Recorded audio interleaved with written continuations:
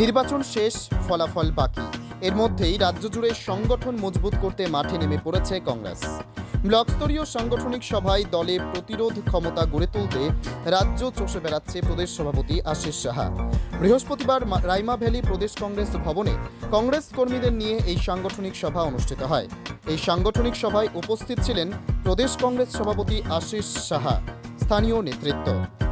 রাজ্যে সদ্য সমাপ্ত দুটি লোকসভা আসনের নির্বাচনে আবারও শাসক দলের বিরুদ্ধে প্রহসনের অভিযোগ তুললেন আশিস সাহা। 19 এপ্রিল 26 এপ্রিল দুটি লোকসভা নির্বাচন অনুষ্ঠিত হল। এই লোকসভায় জনমত তাদের বিপক্ষে থাকার দরুন নির্বাচনে ভয় পেয়ে সাধারণ নাগরিকদের ভোটাধিকার প্রয়োগ করার ক্ষেত্রে তারা একটা প্রহসনাত্মক ভূমিকা নির্বাচন কমিশনকে টোটো জগন্নাথ বানিয়ে এবং আরক্ষা প্রশাসনকে নিষ্ক্রিয় করে এই রাজ্যে ভোট বৈতরণী পার হতে চেয়েছে। জনগণ প্রতিরোধ করেও কোনো জায়গায় সফল হয়েছে, অনেক জায়গায় মানুষ তার ভোটাধিকার প্রয়োগ করতে পারেনি।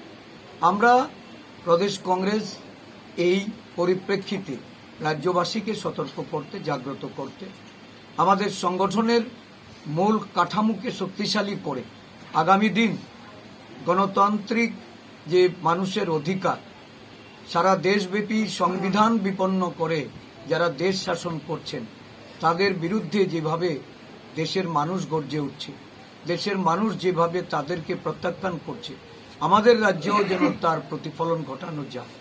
আমাদের রাজ্যেও যেন বর্তমান সরকারে যারা সুশাসনের নামে দুঃশাসন নামিয়ে এই দেশের এবং এই রাজ্যের মানুষের প্রতি বঞ্চনা, অত্যাচার, উৎপীড়ন, নিপীড়ন যারা চালিয়ে যাচ্ছে তাদেরকে প্রতিরোধ করার জন্য একটা শক্তিশালী সংগঠন আমরা গড়ে তুলতে চাইছি।